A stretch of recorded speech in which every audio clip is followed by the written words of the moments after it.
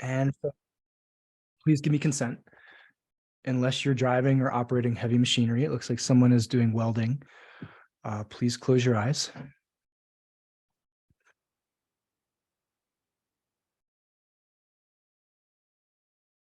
And just drop into your body, out of your head, out of the busyness of the season, out of your to-do list.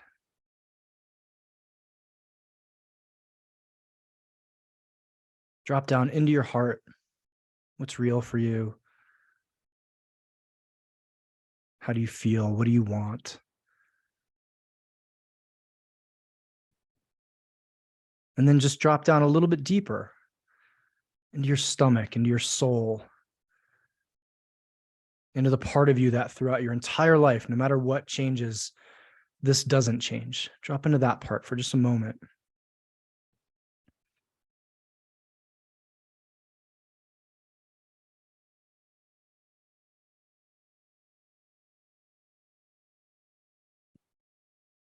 And then lastly, just take a second or 5. And this is something we say on all of the men's calls because it's unique. And take a moment and feel what it's like to be in a space where everybody has your back. Where everybody's pulling for you. Everybody wants the best for you. People want to celebrate you. There are not a lot of spaces like that in the world, but this is one of them. So just feel that for a couple breaths.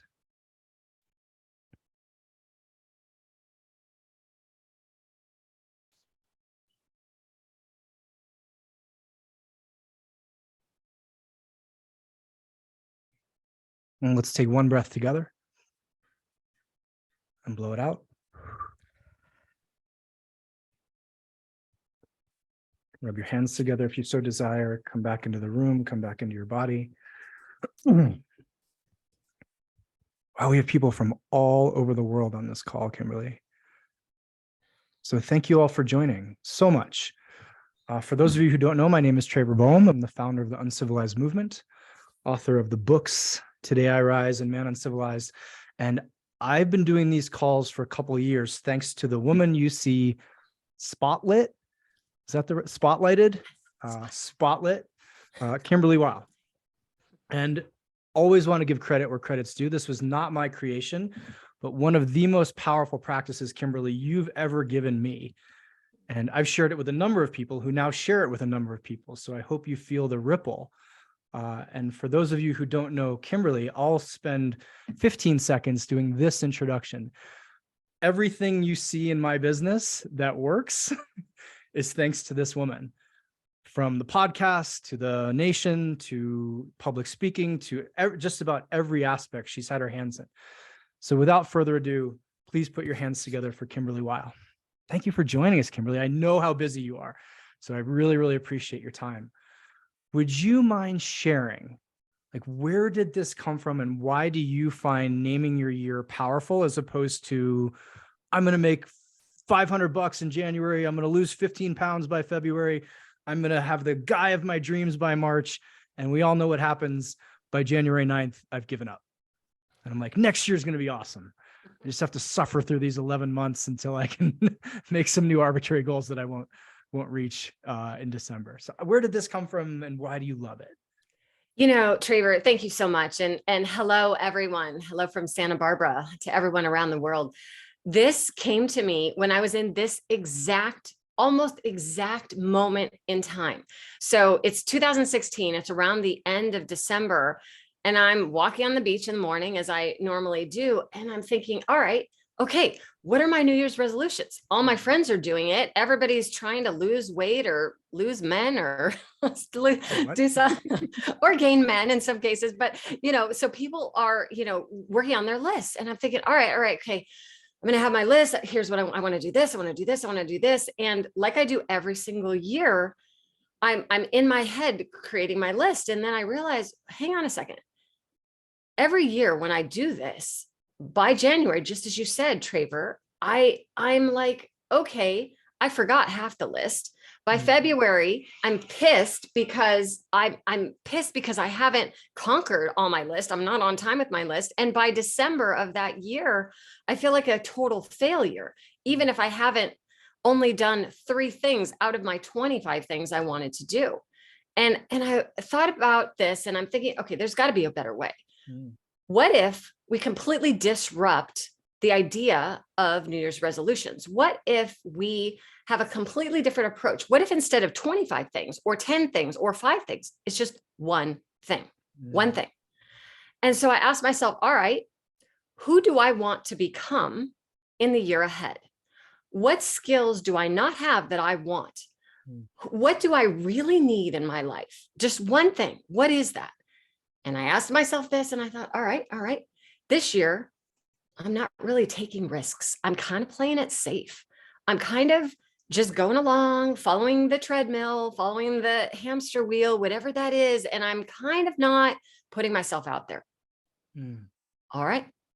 So next year is going to be the year of balls on the table.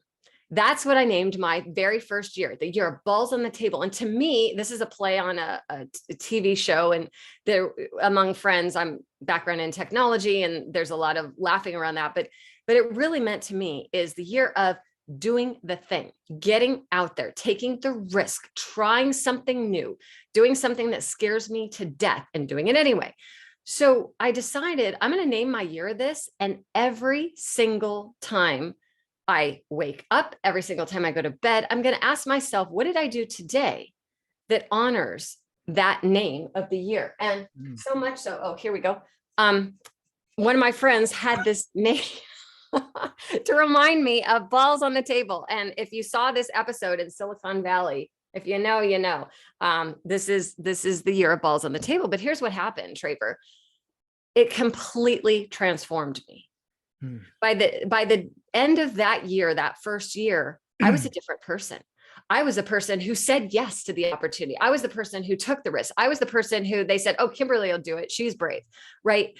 It changed who I was, because it wasn't simply just a name of the year. I want to illustrate this for everybody because this is an important piece of this process. It's not just, hey, name it. Okay, got it. No. Every single day, how can you live into this? How can you become this? And I'll give you one more example that will be helpful. One year, so it worked so well the first year, I started doing it every single year and I started teaching it, which is when you learned it and others have learned it as well. Another year, I found myself really kind of constricted by this little thing we call perfectionism. So I wouldn't send the email. Nobody, I know you, gosh, I'm the only one. Thank you for taking that on for us as a planet. Yeah. Right. Yeah. No one in the world understands this except for me, but that's okay. I wouldn't send the email because it wasn't perfect. I wouldn't say yes to the speaking opportunity because it wasn't perfect. I wouldn't launch the course because not really perfect yet. I wouldn't take the opportunity because I wasn't perfect. So I decided, all right, this next year coming up is going to be the year of messy. Not the year of sloppy. There's a difference. The year of messy to me meant sending the damn email, raising my hand, saying yes to more opportunities because I wanted to give myself permission to play, permission to just be a little messy and let it be great, yet not perfect. And again, here, what happened? Completely transformed my life. Right. And since then, every single year, I name my year based on who I want to become. So when you all do this, think about, and I know, Traver, you're about to take everybody through this exercise from your point of view, and I'll leave you with this. It wants to be that version of you that you are not today, and that's okay. It wants to be something that you can live into. You're not going to land this in January. Right. But you will start making progress towards it in January and February and March and so on. And by the time December rolls around, you will be a different person if you do this. Beautiful. I have so much to say. I'll say it when we dive in. Thank you. And thank you for giving this to me as a process. It is, and I say this and I don't say it flippantly, like the most important tool. Yes, I love voice notes. Yes, I have notebooks full of shit. Yes, I have pictures on my wall of what I want. But up until, this is December 22nd. I think yesterday I said, okay, it's actually, it came true. It took that long, where goals and I love goals. I fucking love goals, as a human, but they're quick and they go and they aren't with you the whole time. So thank you so much for this. Kimberly, I'm seeing you, I think, in February for Road to the Red Circle, or for the speaking event. Do you have anything coming up in January you'd love to share with people? And I just want to put the asterisk that Kimberly and I are not financially tied. I just fucking love everything that she does and everything that she's given me. So anything you want to share with this group before we dive in?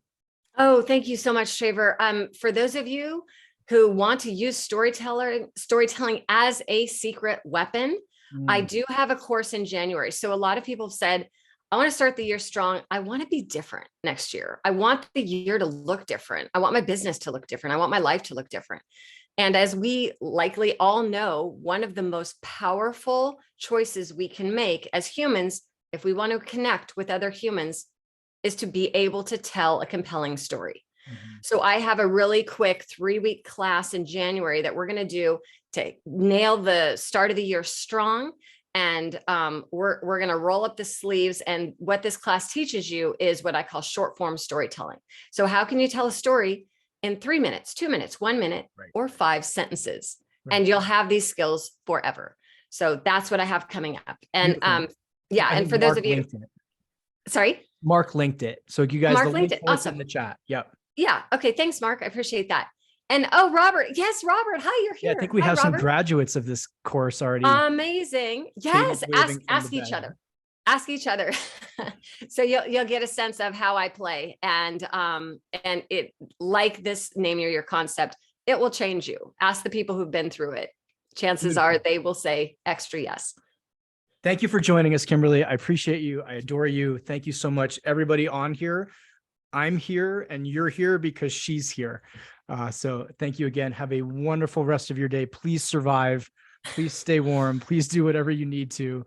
And we're going to dive in, folks. So thank you. Okay. Bye, everyone. It's an honor to be with you this morning and this evening, depending on where you are in the world. Bye for now. All right, gang. So, that's from the horse's mouth, right? Like, this is why we're going to do what we're about to do in the next 40 minutes. And quick 2-minute story about Kimberly is when I was first, when I ran a gym, she was one of my gym members. I don't know how many of you have heard this. And when I decided to leave the gym and my life fell apart, I did a quick 45-minute talk at the gym on how do you use pain to your advantage. And Kimberly was actually in the audience.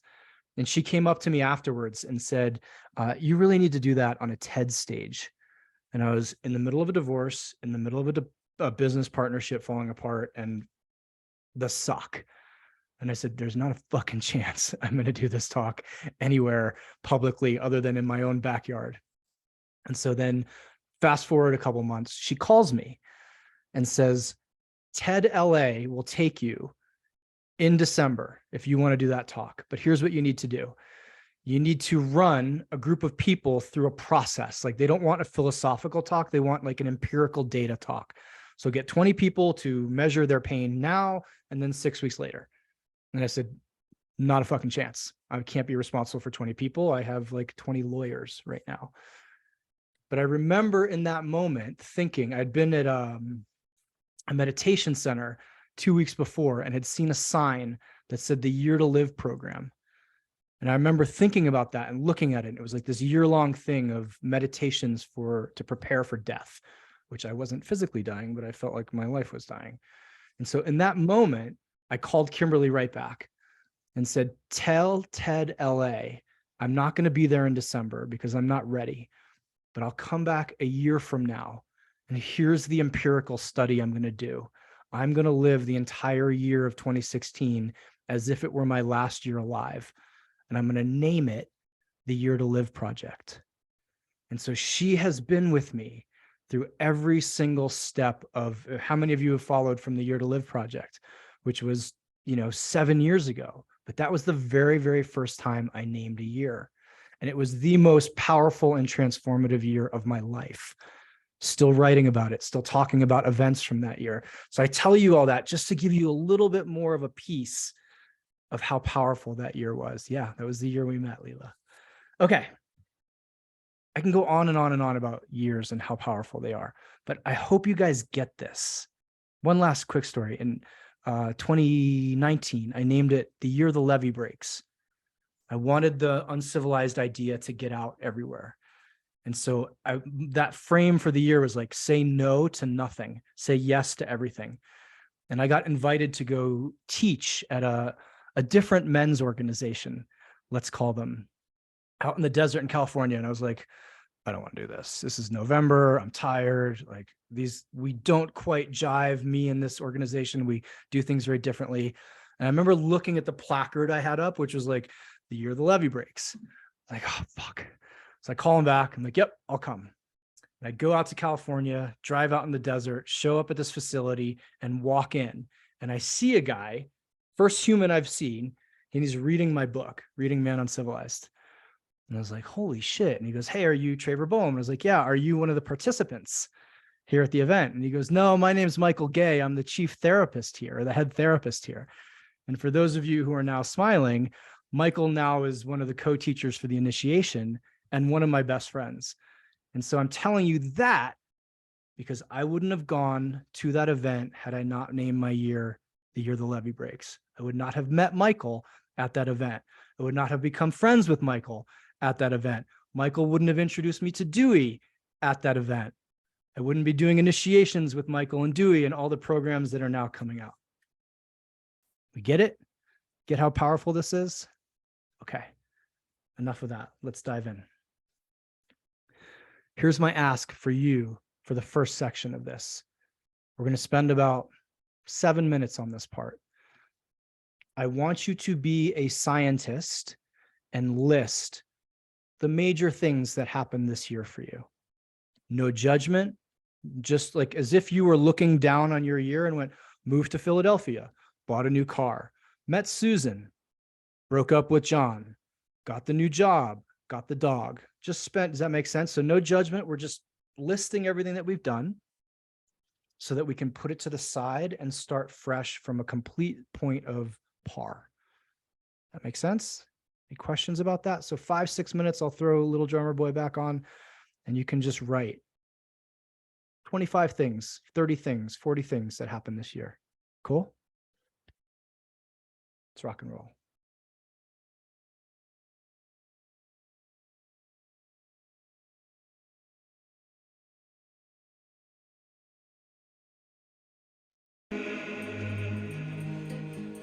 Not the little drummer boy, but it's good writing music.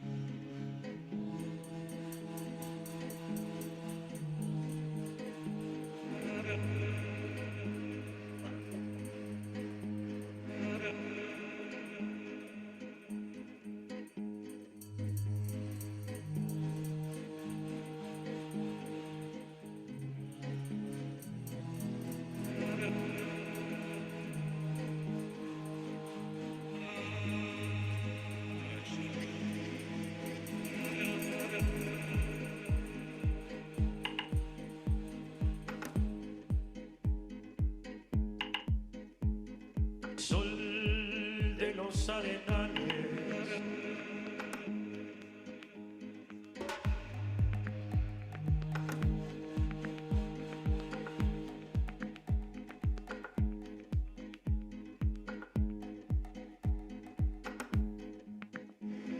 sol de los arenales,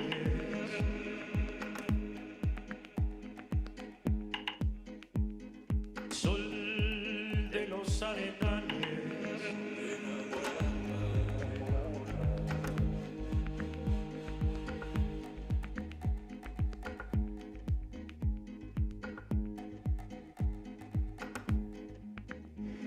sol de los arenales, regada en sangre del bravo Sahueque, grito que está volviendo, en tu desbocado otro pehuenche.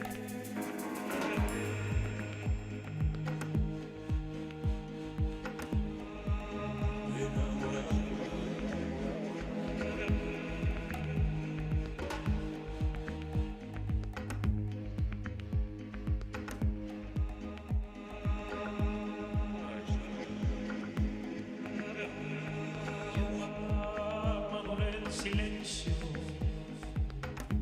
por el agreste vientre de tus bardas. 2 more minutes. Quiere el rayo dormirse, tiemblan sus entrañas enamoradas.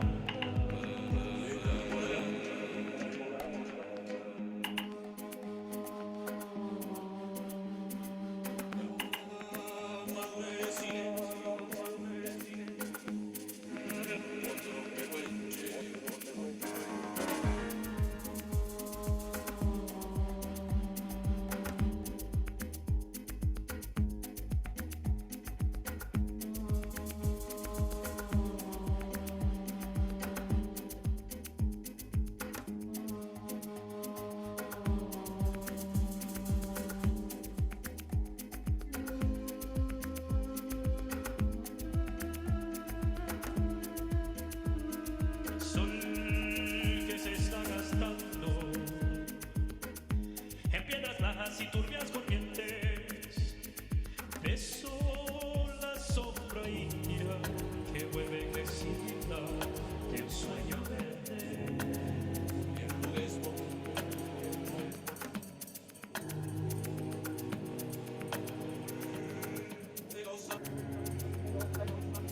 One more minute.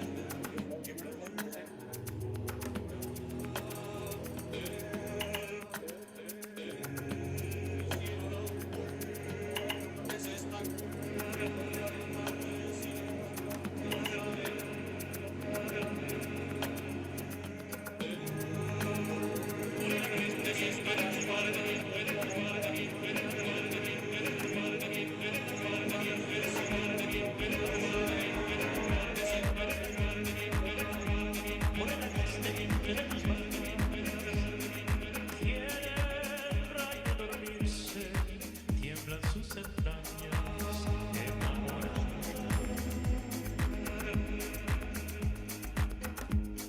Okay, start to wrap that list up.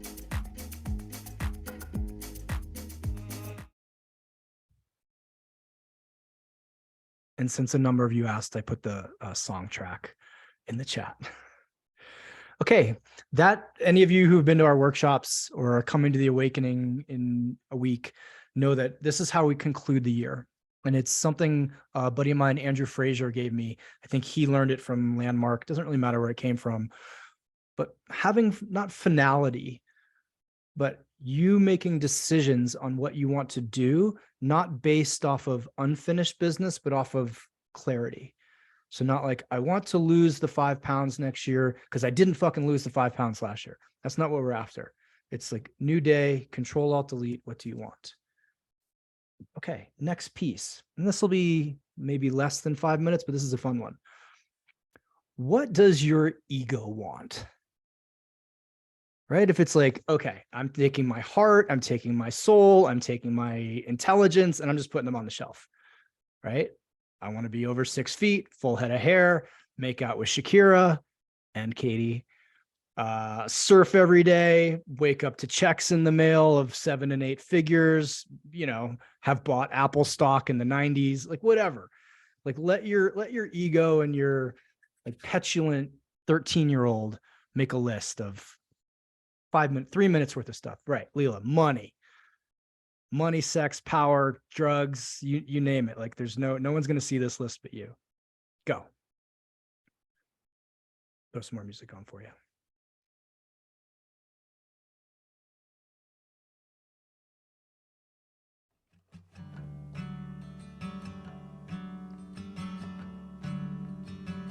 Your old Instagram. Hey, little girl, is your daddy home? Did he go and leave you all alone? I got a bad desire. Oh, I'm on fire. Tell me now, baby, is he good to you? And can he do to you the things that I do?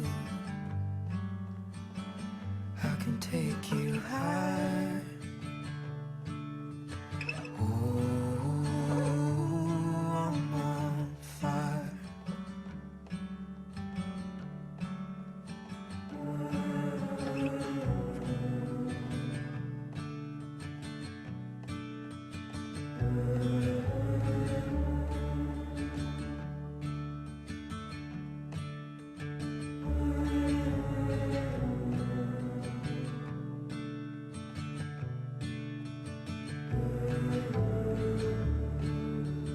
more minute. Have some fun with this one. Sometimes it's like someone took a knife, baby, edgy and dull, and cut a 6-inch valley through the middle of my skull. At night I wake up with the sheets soaking wet and a freight train running through the middle of my head. Only you can cool my desire. Oh, I'm on fire. Oh, I'm on fire. Oh, I'm on fire.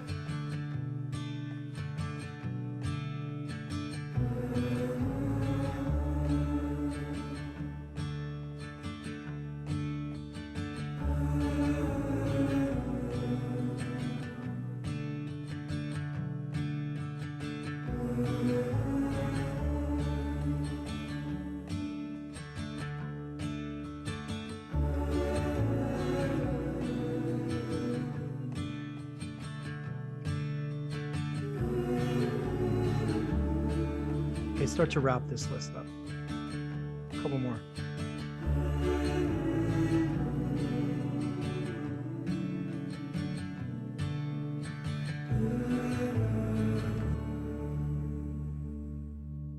Beautiful. I think I've shared with some of you about early on. This is like my mid-20s when I was working for Gavin DeBecker, if you know him. He was the man who ran the private security company I worked for. And he was the boss. Like he wrote The Gift of Fear. He was like the famous person who had the company underneath him. And one morning, my job, I had to be there at 6 a.m. at a client's house and just watch the property. I had a note and it was like, Gavin would like a wake-up call at 6:30. And I remember thinking, like, I was a little young and, full of myself. I was like, I'm 25. I went to a really good college. I am not a fucking wake-up call service, but I'll call my boss. And so like 6:30, good morning, Mr. DeBecker. This is Traver with your wake-up call. And he goes, call me back in 5 minutes, and hangs up. And I was like, I am a snooze button. This is the highlight of my 20s. I'm now a snooze button. And I did call him back.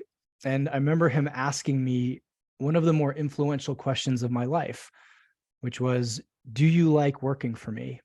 And in a moment of radical honesty, I said, I don't. I just don't see myself staring at computer screens, and like, I don't want to be in security for the rest of my life. And he goes, cool. Do me a favor. Email me this list and I'll work with you on it. He goes, what would you do with unlimited resources? And he went about his day. So to wrap the story up quickly though, I spent the next like hour doing what you guys just did, right? And I emailed this because I thought what he was going to tell me was, how do you get this list like immediately? So it was like red Lamborghini, yellow Lamborghini, black Porsche, mansion in Tahoe, mansion in Hawaii. Like, imagine being 25, working for billionaires. So seeing everything that's available and thinking like, this is what he's going to get me. And long story short, he and I went back and forth on this list for maybe 2 months with him saying, thank you. Now do me a favor. Tell me what you would do with unlimited resources.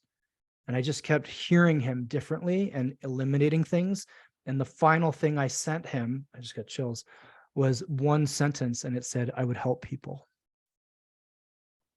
Granted, I'm still trying to get a Lamborghini and a house in Tahoe, but I think we need to work through some of the egoic parts so they don't infiltrate into what we're going to do next. So next is an interesting piece. Not everybody agrees with me on this one, but that's okay.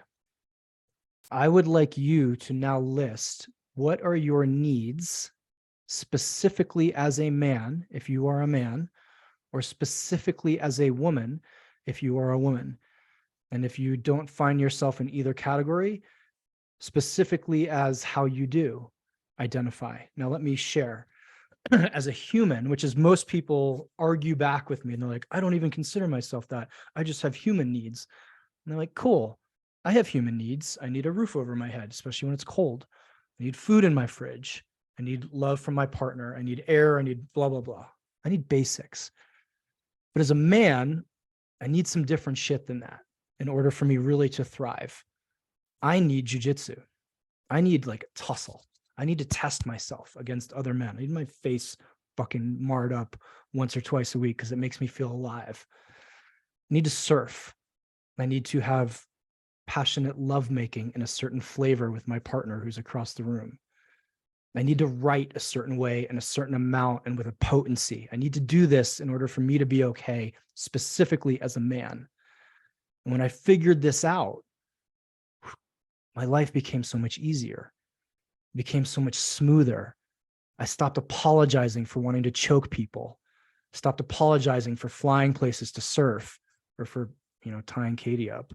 I stopped apologizing for being me. It was really helpful. So take this where you want it to go. It may be hard. A lot of times when I propose this to men, like, hey, what are your needs as a man? They just stare at me. I don't like being stared at. So I say, take it a step deeper and actually allow yourself to have needs as that person. Okay. Is this clear? Anybody got a question? Cool. All right. Let's go 4 minutes, different song.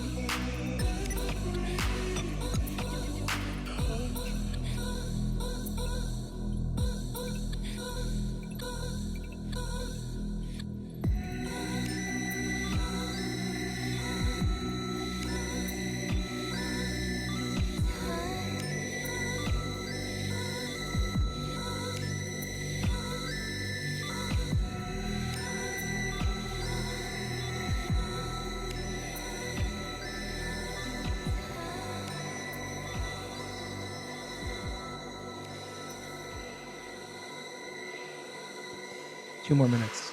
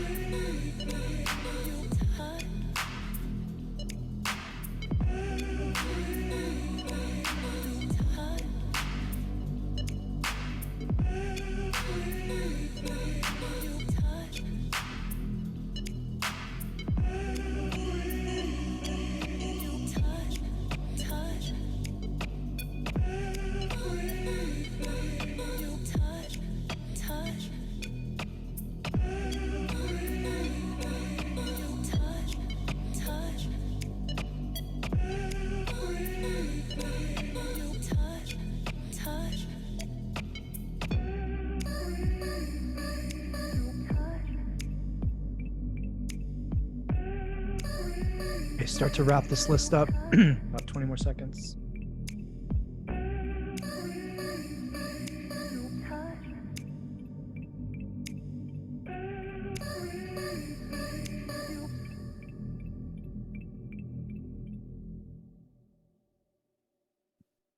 Beautiful. That song's in the chat too, for anybody who wants it.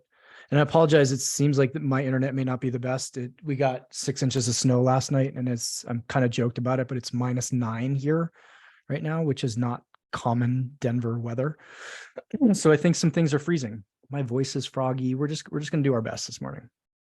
Okay, we've gone through what your ego wants, what you need specifically as a man or a woman.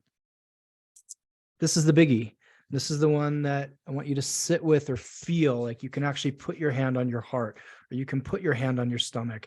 You can let this be emotional. You can let this kind of fuck you up, and it's okay. Is what is your deepest yearning here? Like, what is your deepest desire? You don't have to say this publicly. You don't have to announce it. But I know the power in voicing something, of taking it from your head, from your insides, putting it to words and putting it into the universe or into the world. It's like you're actually putting the seed out as opposed to thinking about it. And I don't remember, I think with the year I named it the year of the kingdom uncivilized. I had to come to terms with the fact that I wanted a home. And I didn't have one. I was living in Airbnbs and I was living in other people's houses. I was traveling to teach and traveling to do workshops. And that was exciting. And that was seductive. And people were like, wow, you must be living this amazing, adventurous life. And I was like, yeah, and I'm alone in hotel rooms a lot. And I had to sit with, like, I want a home. I really want a home. And it was a very emotional moment when it actually landed. Like, yeah, I want a home. And so I'm telling you that because let this be a thing. Like, sit with yourself, feel into yourself. What do you want? Not here. Like, what does your soul want? Remember in the beginning of the call where I said, like, drop into that part of you that's going to be true for your entire life. That your looks are going to change, your financial situation is going to change, your marital situation may change, your geography may change, but like, what is true about you? And how do you want that truth to come out and express itself into the world? Could be you want a family, you want kids, you want a partner, you want a home, you want peace, you want sobriety, you want love, you want friends, you want friendship, you want connection. Like, let this one take you on a little bit of a ride. And the song, if it doesn't make you cry just a wee bit, you may not like puppies. Here we go.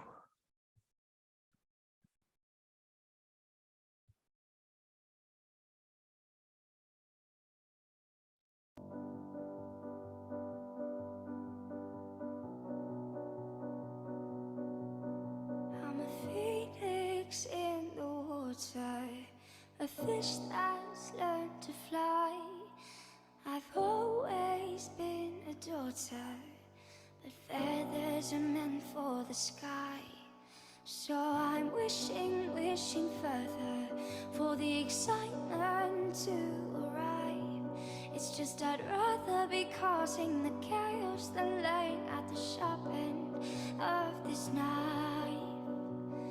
With every small disaster, I'll let the water still take me away to some place real. 'Cause they say home is where your heart is set in stone. It's where you go when you're alone. It's where you go to rest your bones. It's not just where you lay your head. It's not just where you make your bed. As long as we're together, it doesn't matter where we go.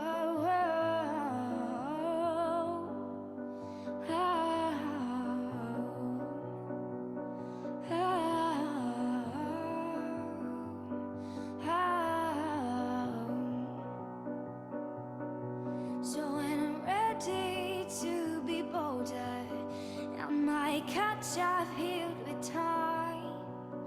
Comfort will rest on my shoulder, and I'll bury my future behind. I'll always keep you with me. You'll be always on my mind. But there's a shining in the shadows I'll never know unless I try. With every small disaster, I'll let the water still take me away to some place real. 'Cause they say home is where your heart is set in stone. It's where you go when you're alone. It's where you go to rest your bones. It's not just where you lay your head. It's not just where you make your bed.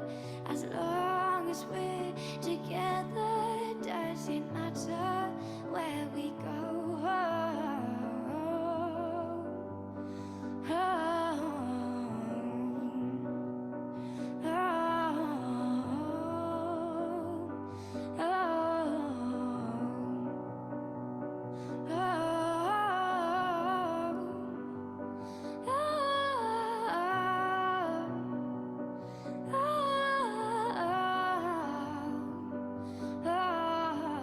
About another minute.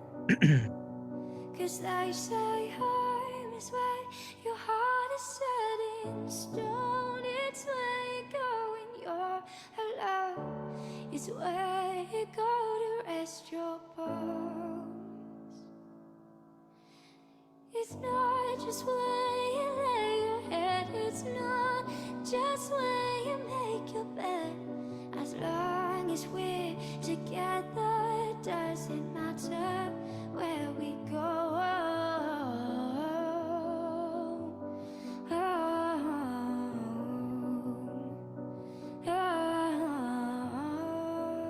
Okay, start to wrap this up.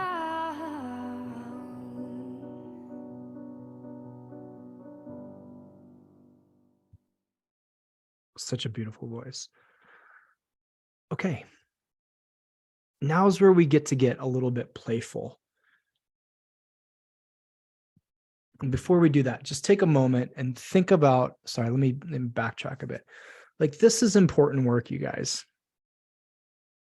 In the chaos of what's happening and what has happened in the last couple of years, I hope you feel that like having a connection to who you are and what you want for 12 months is vital, given how quickly things just go kind of fucking haywire now and have for the past couple of years, and how quickly things change, how quickly truth changes, science changes. I don't want to go on a soapbox, but you get it. The political situation, everything's in flux really fast. And so it's really important to have a connection to you and what you want and who you want to be and how you want to show up in the midst of everything that's going to happen that is completely outside of your control. And we still get to have some fun with this, right? So this is the fun part. This is where it becomes a little bit of art and a little bit of play. I want you to look through those lists. Lamborghinis, Shakira, jiu-jitsu, surfing, family, home. What's the through line for you? And here's how I like to frame coming up with a bit of the name. If all of those things had a character in a movie, and that character was you, what would the name of the movie be? It's a fun way to play it, right? So rather than like the year of sobriety, which would be great, the year like I burned down the bar, a little more interesting than the year of sobriety. The year of, a lot of people like the year of truth, the year of dirty, stinking, radical honesty. A little more entertaining, a little more engaging, a little more inspiring. I love to name shit. It's just part of, I blogged for 6 years and love just coming up with creative blog titles. So it's kind of in my system. But I also find that in helping people and working with people now for doing this for a couple of years, when it does have some zest to it, it lasts longer. and you think about it more and it lands a little bit deeper with you. Yeah. So now here's what you're going to do for the next couple minutes, and then you can continue this on your own as well, because this takes time. Right? You may not be like, cool, you have in the next 3 minutes, name your year. We don't do that. Like, let it ruminate in the shower. Let it ruminate when you drive. When it lands, you'll probably I always get chills and start crying. So when I know like shit's real. So let it kind of wash through you. But this morning, Katie gave me a great piece to add to this is, what do you need to embody so that you bring all of this forward? Right? So it's not just here. It's not just theoretical. Like, who, as Kimberly said, like, who do you need to become?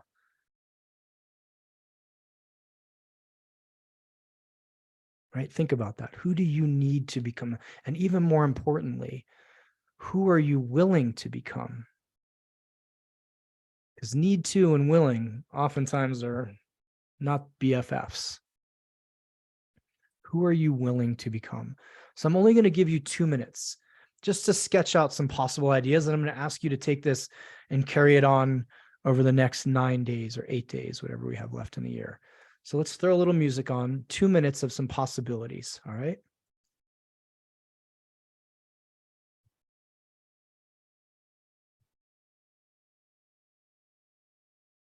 Let me get you a great song.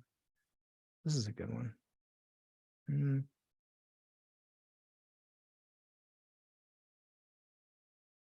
we go.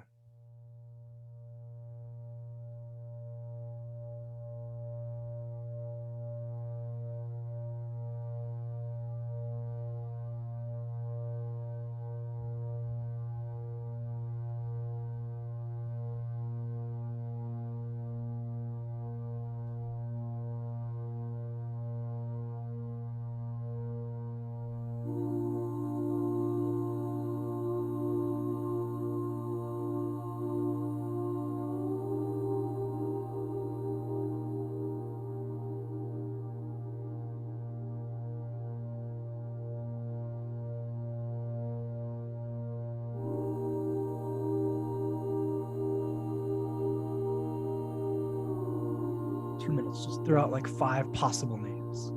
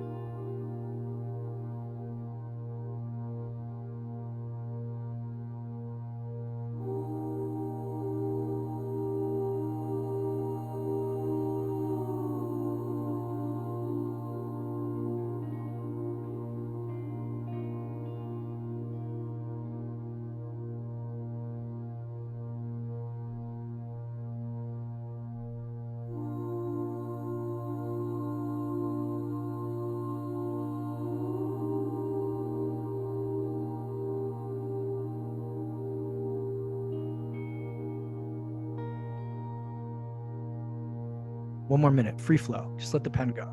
Don't censor it.